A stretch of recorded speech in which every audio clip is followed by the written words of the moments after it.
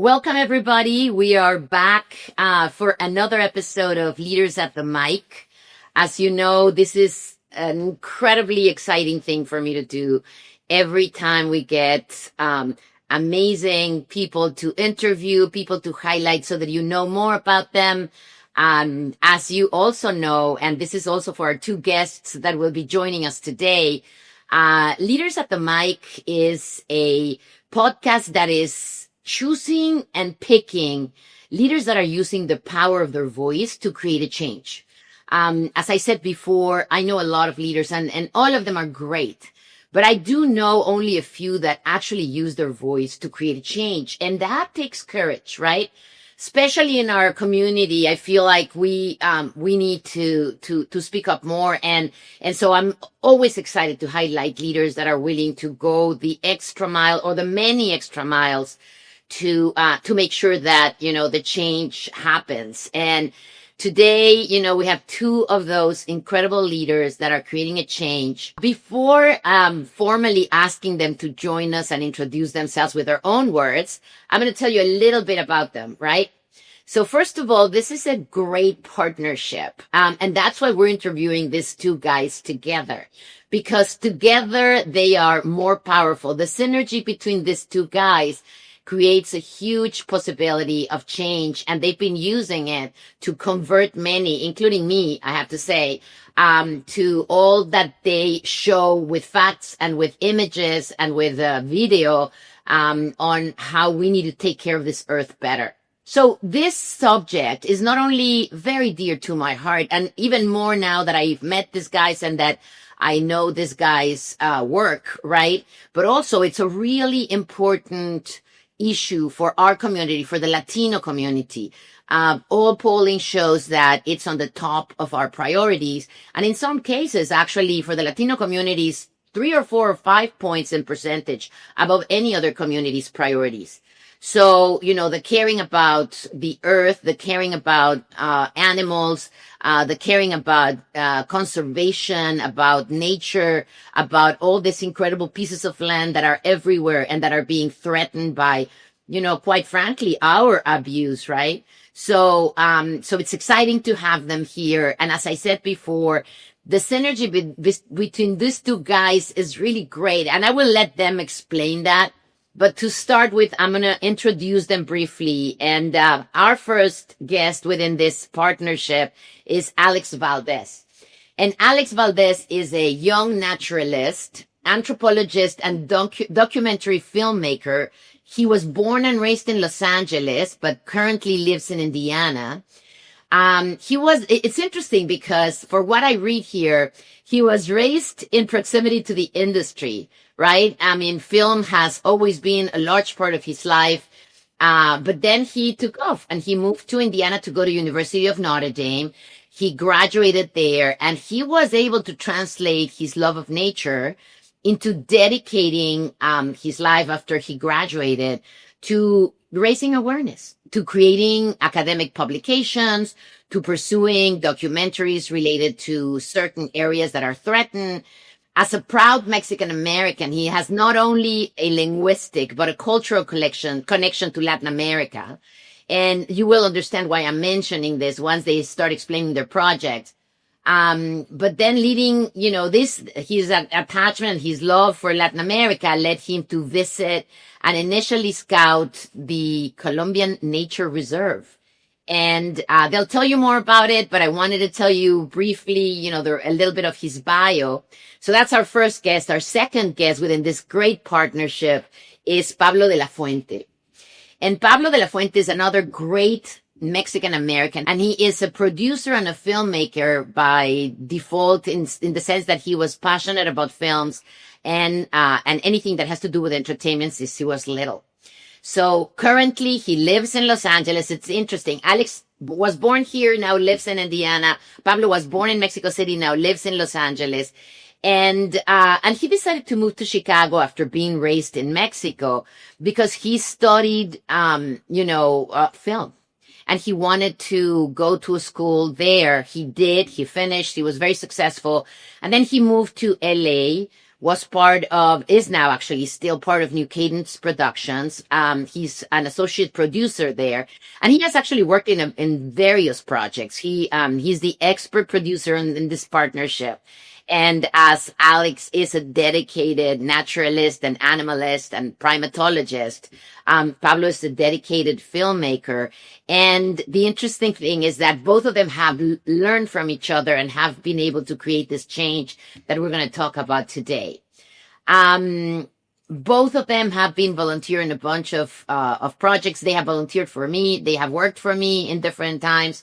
So it is really an honor to introduce you to Pablo and to Alex here today.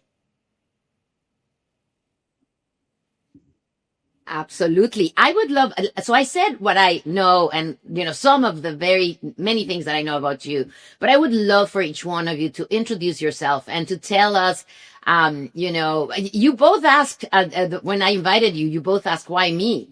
And so I said, well, because you have a mic and you're using it, and that's really important. So tell us a little bit about that, and then we'll go into questions because I want to highlight a bunch of the great things that you've been doing and why. Thank you so much for the introduction, Anna, and it's a pleasure to be here speaking with Alex as well. It's always a pleasure to work with both of you, actually. But in the last few years, Alex and I have been working on The Power of One, which has gone from a film to a series. What I love about it is the filmmaking aspect to it, but Alex has helped me see the side of the why, which is the advocacy part, the connection to nature, and that for me has been my own journey in The Power of One. And now, as I tell Alex, I get more and more amazed with animals as I see them in my everyday life, for example. So this project um, is really important because it does that, right? It changes your perspective on the world around you.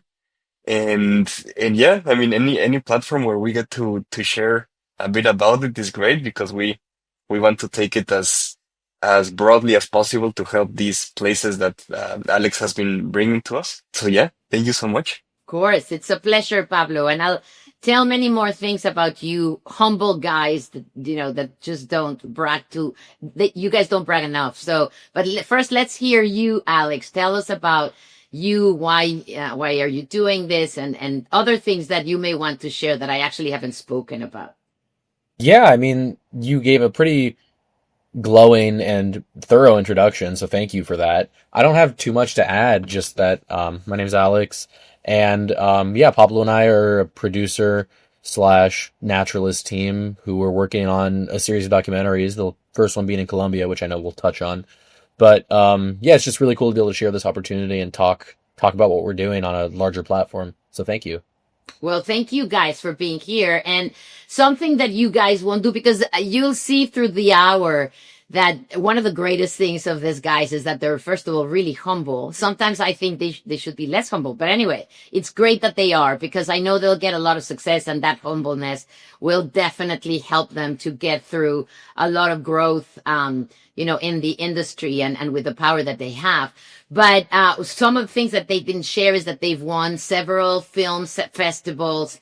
They've been invited to be the opening act for some of them. They've won not only, awards on films and documentaries of this kind, but also they've won the audience, awards, because it's just such a touching subject, and the way they approach it is so humane, and it's so authentic, and it's so, wholesome, the way, and you'll hear more about it, but the way they approach this environmental cause and this nature cause has a lot to do with the impact that, animals and nature have with people, have with peoples, right? With different groups of people, wherever, this is happening. And they just have an incredibly organic and wholesome way to show us the consequences of what's happening in this earth, and why it's our responsibility to actually do something about it. For both of you, this question: why is the name of your project The Power of One? And how did it come to life from your first conversation? The project itself, the documentary, is called The Power of One because it is largely about one person.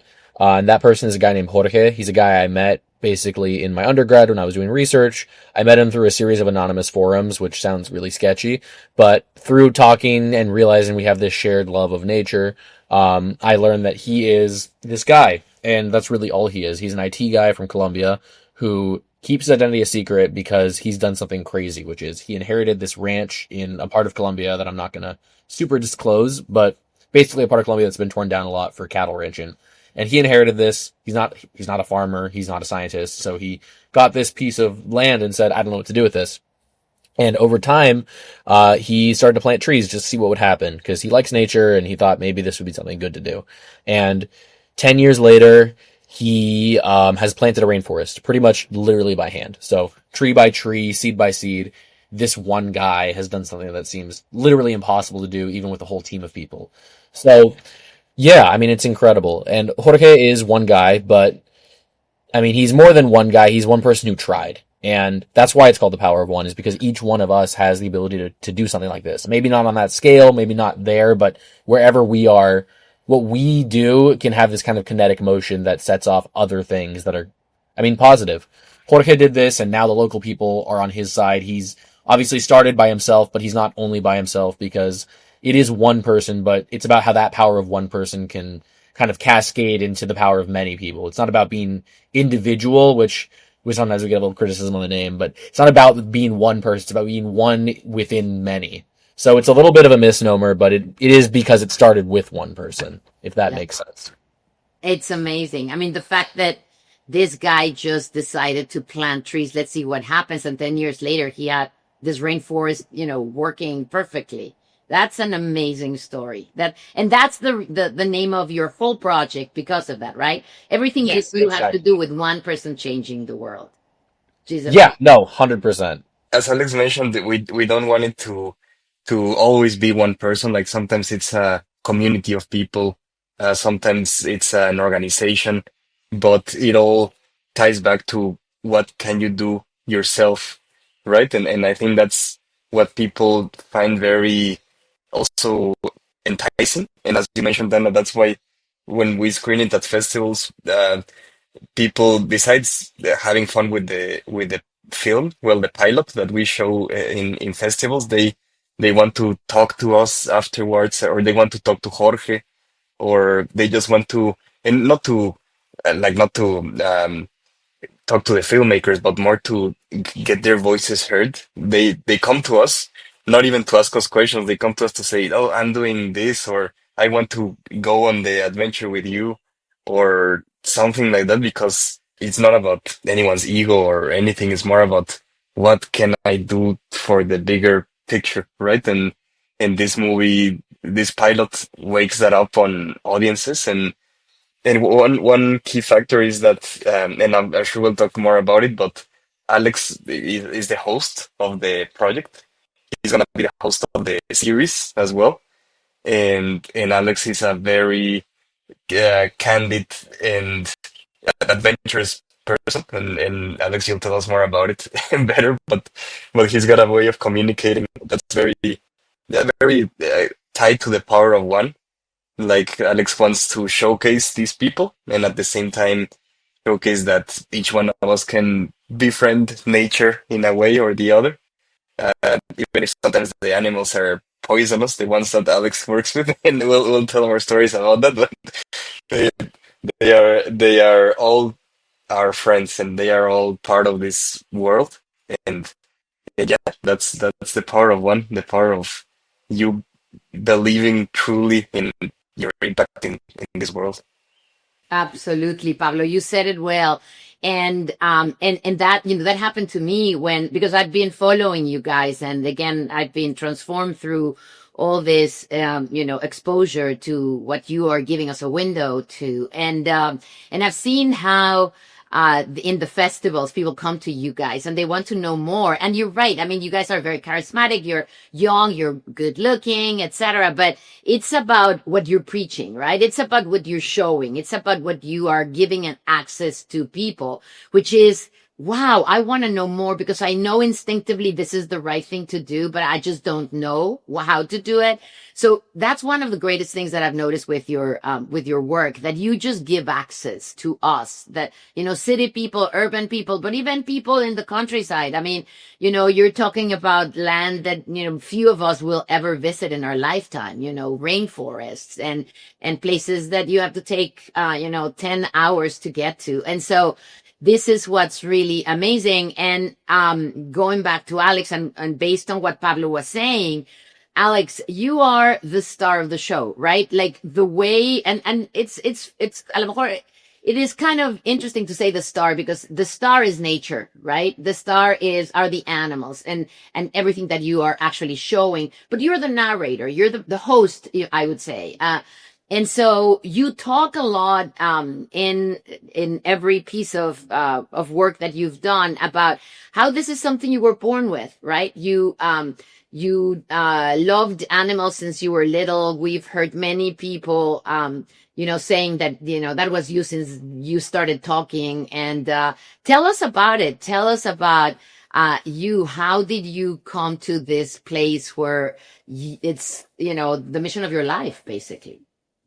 Yeah, I mean, I wouldn't really talk too much about myself. I would more say, like you said, I'm not the star. I'm more just the window to it. I'm a voice that can help amplify these other people who are doing things. I would say the star of the show is, like, again, nature, of course, and then these people who we're following, because I am there, but I am there more as a bridge to show other people, like the audience, essentially, people like Jorge, people who are doing these kinds of things that seem completely impossible.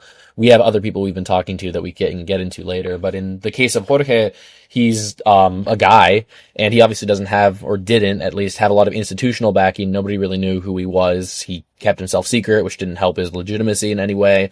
And we are able to use the medium of film as a way to kind of highlight him with, again, I am there, but I'm there really more to amplify him. And when we bring out the cameras, when we bring out things that kind of seem more Hollywoodish, we can then not only show nature, which is the real star of this whole thing, but then it gives people like Jorge this more like institutional legitimacy. People see cameras and then they're suddenly willing to help because, again, then they can help their own cause. They can be in front of a camera. They can talk about what they find important, and suddenly everybody's benefiting from the same thing, which is this project we put together.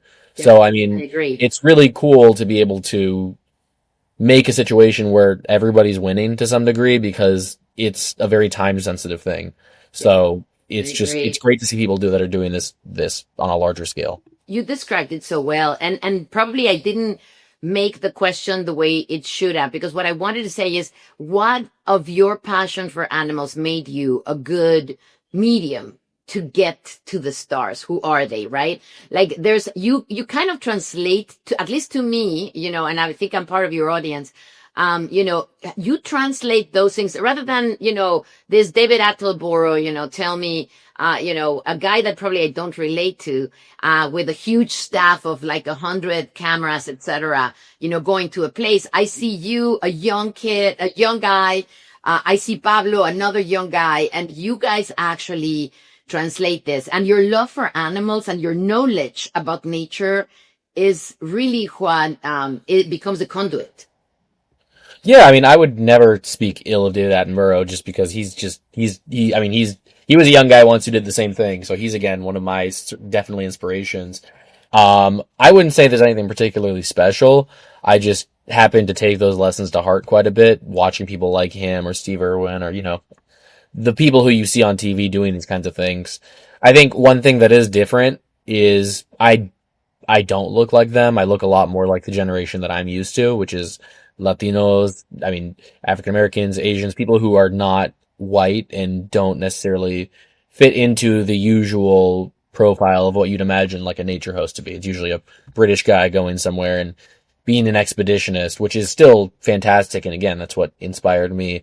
But I think I took those lessons to heart, and I just also happen to look more like the generation that we have now. So, I mean, I'd say it's little bit of luck, a little bit of these guys being a big part of what drove me. I don't know. I guess I don't really have a good answer for that.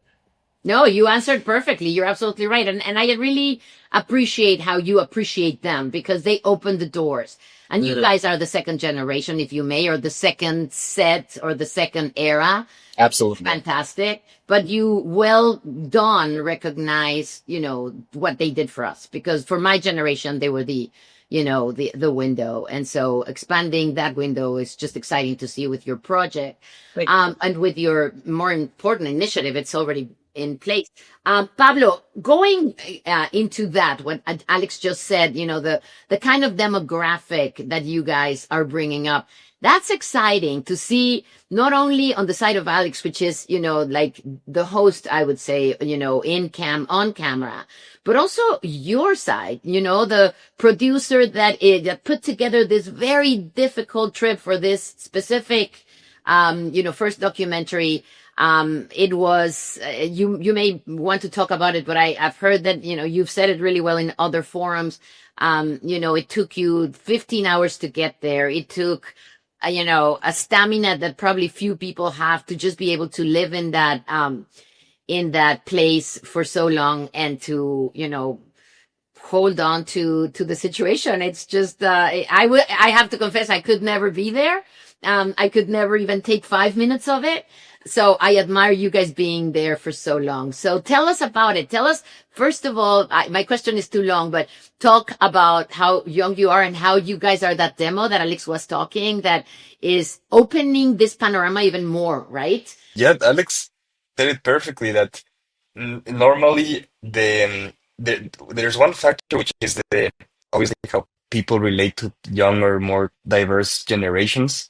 That's happening more and more as obviously content gets more and more democratized. People have access to YouTube now, to many forms of entertainment. So you want to keep in touch with the Gen Alphas and the Gen Zs in terms of what you're bringing to the table. And I mean, they look and are more diverse culturally than ever.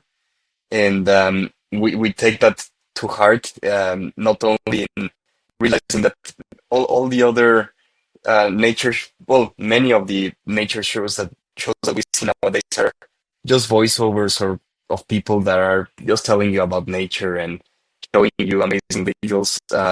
But we want to add to that in terms of bringing a person that you can relate to, as Alex is our vehicle too, who can just connect to the people that we're also trying to showcase, right? Because these people, they are around the globe. I mean, none of them for now are in the US. They are in Latin America, in Asia, in Europe as well, Japan.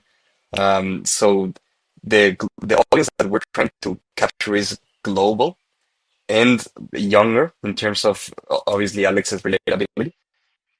And we've seen that it works. I mean, in terms of people being excited about it and wanting to participate. Also, organizations like yourself, Anna, that wants to highlight these projects because it's not the usual that we see nowadays. So there is that factor that people are attracted to, and what better way to use it than to connect it to something that's meaningful, which is nature. And yeah, that's why we keep working on it because all of these angles about capturing audiences, we're trying to funnel into something that's hopefully very inspiring for people and aspirational. And also, that's another point that a lot of shows show you, like they tell you that the world is dying and being destroyed, and they tell you the just catastrophic environment that we're living in, but they don't tell you that there's still hope. I mean, they don't tell you that you can do something. I mean, after watching documentary, I just cry myself to sleep, or I don't know what to do. But here we want to tell you you can do something. You can be like Alex. You can be like Jorge, our protagonist in the pilot, and we want to eventually like have direct links for people to donate to these projects when we distribute them. And And to your other question, Anna, it's all the crazy production we went through is worth it in the end, even though the situation was grueling. I mean, we had an amazing crew that kept our experience very fun. And Alex, you can talk more about it, but all the crew was super in touch with nature as well. Like they all loved the being out there. They loved filming Alex and his passion. And even though the trip there was about what was it, Alex? Counting the trip from the US, maybe like almost 24 hours into the jungle. There was jeeps and buses, and then once you get there, you are showering one morning and have a python snake on your shower, and there's not much you can do about it. I mean, It's their you home, not yours. So Yeah, you can't throw it out. exactly. like you said, it's not our home, it's theirs. We're just there to kind of document it, and we're barging in a little bit. So you definitely have encounters with things that you're not expecting, like giant spiders in your bags and mud everywhere, and there's things living in the mud. And I mean, the crew knew, you always know what you're getting into, but you never really know what you're getting into. But you have the baseline. So I mean, we have an amazing group of people who come with us because I mean you have to be a little bit crazy to agree to even the baseline of going into the jungle and doing this. So everybody rolls with the punches, but there's certainly those punches are there for sure. Oh, for sure. I can tell it. And for those of you that have seen the film, and for those of you that will see it as a mini series, it's really amazing. And I think that's part of the fun. And that's actually part of my next question. But before that, I want to say that, Alex and Pablo counted with a lot of fantastic support from places like the zoo, the Oakland Zoo, right? Up in Northern California, the Humboldt Institute, and people that were there just because they loved what they were doing. And I think overall there were approximately 18 people, and a couple of them, just volunteers, just wanted to be there to make this happen because they knew this was important. And so I think that's another part of this leadership that we're highlighting today.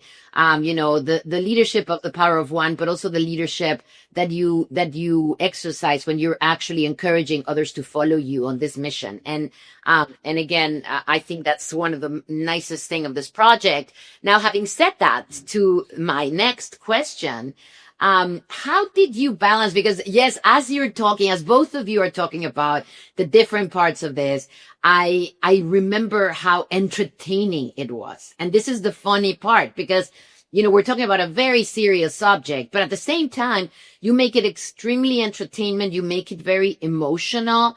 As Pablo was saying, you actually gives us a call to action. So it's not the land is dying, but that's it. You don't have any solution. No, you do actually bring solutions. You bring possibilities. You even have a nonprofit that is called the Little Hummingbird to capture support, right? And to capture volunteerism and all that.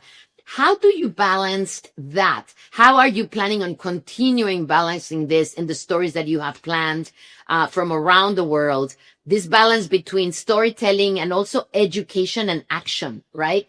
The ecological issues can be a little gray, can be unknown. How have you managed so successfully, and how are you going to continue doing this balance between entertaining and educating? The easy way to balance it is, first of all, what Alex mentioned, that when you're doing, as you say, an entertaining product, it's that's obviously aimed to be popular. It's very easy for people to rally together, and easier than just asking people to donate to a nature reserve, for example. So obviously the entertainment aspect adds to it a lot. And that's why we want to keep it that way. I mean, we want to keep it a show where there's a fun host, there's a call to action, and at the same time, it's also a calling card for organizations to add their support in any way. I mean, during the production, we had, as you mentioned, Dana, the Humboldt Institute, sending scientists to help us research the area. Jorge right now is connected to other organizations that are sending him seeds, for example, to plant more trees. that are native to the environment he's trying to save, and also the support. I mean, as you mentioned, Anna, as well, it has come from many sides. I mean, and it's due to the incredible package that we have been able to do with Alex being a spokesperson as well. For example, UC Merced is a very recent one, and they invited us to basically just show the film, and then for Alex and I to say some words. But I mean, people love that they came to Alex to ask questions. They loved the excitement of it, and then being able to talk to the star per se. And then we also involved like the viewers with an exercise of planting trees. So we try to keep that connection of the power of one going in terms of keeping viewers active and engaged in activities. But that's the plan moving forward, just replicating. The good thing is that we build a model with episode one that now we can replicate with all the others. And Yeah. and that's And you build a that's what we're team. trying to You do also build a team. in a team. Exactly. Right. Wow, that's amazing, Pablo, because that's what you guys have managed to do. Something that's what I wanted to say in that question I threw to Alex about he's like the conduit, right? Like it makes it easy to the eye and to the mind and to the brain to just relate. And you guys make it so easily. And Alex, this question is for you. The project, obviously it's about, again, I'm repeating myself, but nature, animals, etc. But you pay a lot of attention. You both pay a lot of attention to the people behind this conservation effort. Why was that important for your vision, Alex? Yeah, no, that's a really good question. Thank you for asking that. I wouldn't call it my vision. It's more something I took from just conservation in general for a long time. Conservation efforts and also media, especially when you're talking about nature, really kind of focused on nature as this sterile thing that exists separate from humans. You see nature documentaries and you see that they almost feel like they're a different planet, which it does feel like, but it almost makes it harder to empathize with it because you're not associating it with something that you can actually go see, something that affects you. It feels completely alien. And the same thing is kind of the case, or has been, with a lot of conservation efforts. People want to preserve nature in this sterile state that's completely untouched, quote unquote. And as much as that would be great, that's just not possible. Humans have pretty much touched every single part of this earth, and we live in pretty much every part of it too. So if you're thinking about nature in that way, you are displacing the people who also live there, or even worse is you're antagonizing them, and then suddenly you're not only working against climate change and negative human intervention through like deforestation, you're working against the actual local population who eventually, if you ever want to actually leave this area, are the ones who are going to have to be running it. So rather than try and work against that, we wanted to take a more humanist approach, which is something that people have now in the conservation sphere started to do. So really, we just took inspiration from them in terms of, okay, this is great, but this isn't sustainable from just one person in terms of what we're talking about with Jorge planting trees. You need the engagement of the local community. And one way to show that to the world was to include them in the project, either as workers, as guides, but also including them in the actual show itself, because they're the beating heart of this place. They're the ones who ultimately are going to be left in charge of it. So we thought it was just something, A, cool, because it's not something you see a lot in media, which is changing, which is good. But B, these underserved voices are the ones who are going to be the ones who actually speak out for this place at the end of the day. So, in a long answer, it's basically, this is the way that conservation has to work in the future. Otherwise, it just won't work. Absolutely. And you make it clear, the two of you guys make it clear in the film that, there is no saving the world without creating allies within the people that are being affected by it. And it's very sweet to see. I really recommend the audience, watching this film. Is just so powerful and so touching and so, inviting. And I would like to ask you a question. So I know you, so we've had different guests in this podcast. Some of them have decided to use social media to create change, and they are doing it. Some others have decided to use music. Some others have decided to use advocacy through a nonprofit. In your case, you guys are using entertainment, which is usually demonized, by the way, to create this change, which is fantastic. I think as the mass media is probably the most important, medium to do this. What has been your experience? I would love for both of you to answer this. What has been your experience pitching the show, showing it to people that are decision makers in the entertainment business, and how have you navigated it? Because you actually have navigated it really well and have been pretty successful at your 25, 26 years old. So tell us both. I would love to hear from both of you about this. I mean, the industry is really tight right now, and that's the case for everybody. So I mean, it's tough, but it's really it's fun. It's really cool to be able to talk about this and see people's reactions. But I mean, there's not a lot of spaces for Latinos, and that is changing, and that's good. And we're trying to kind of be part of that change because we're trying to make a difference. But I mean, it's a little tough, but what kind of keeps you going is you talk back to Jorge and you talk to these people and you realize that, like, if you don't do anything, it's going to get worse. So, I mean, you just almost feel like you have this obligation to keep going regardless of the entertainment industry or not. You have to do it because you have to do something, and you can't just stand by and watch as these places collapse. So, I mean, not the most bright answer, but you just kind of, after you feel connected to these places, you have the sense of obligation. Yeah. And I think it's very palpable in your case, Alex, because you were raised in the entertainment business and you actually didn't want to go into it. And then when you realized your mission, you realized that was a good medium, and maybe whether you liked it or not, you decided to come back. And that's an interesting thing because the reasons why you came back are so much more powerful than the reasons why most people may go into entertainment business. So actually, if entertainment was meant to be a good cause, it would be for causes like yours. So I think that's pretty amazing. And Pablo, tell us about that. Like, how are you, continuing your work as a producer and continuing your work as a pitcher of different shows, and now with this cause that has become so important to you? Yeah, well, kind of like Alex stated, it's a difficult environment. It's definitely an industry that's not the usual in the business sense. I mean, because creativity gets involved, and especially if now you mix it with a very rough, like economic environment for the industry, that has made it very difficult to pitch anything. I mean, you talk to any filmmakers, even the big ones, and they say that the industry has changed. I mean, usually you would walk in and pitch a few different ideas, and studios would just take the risk of buying into a couple of them. But now everything needs to be backed up either by existing IP, existing brands, data.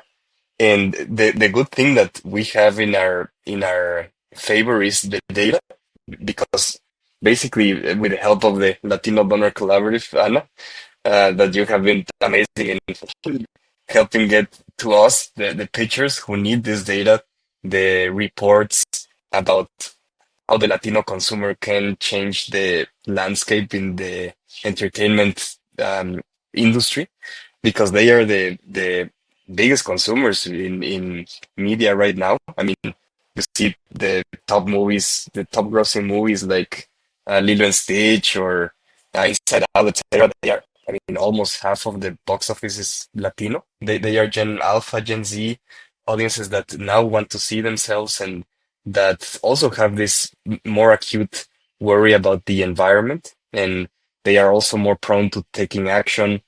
So we're like, you can, I think you can, granted that like I haven't been much time in the industry, just about 5 years, but I believe that you can feel when a project is special, and that's what keeps us going. I mean, we have had doors shut in our face 100 times, and we're waiting for that one that will tell us yes. But the fact that we have talent like Alex, and Alex, by the way, not only is in front of the camera, but Alex finds all of these conservationists, which normally some of them have had bad experiences with media and don't want to appear, but Alex convinces them to tell their stories, and Alex writes as well the stories of the episodes. So that's a talent that we are, in my point of view, it's worth fighting and keep knocking on doors to get something done, even if it's tougher.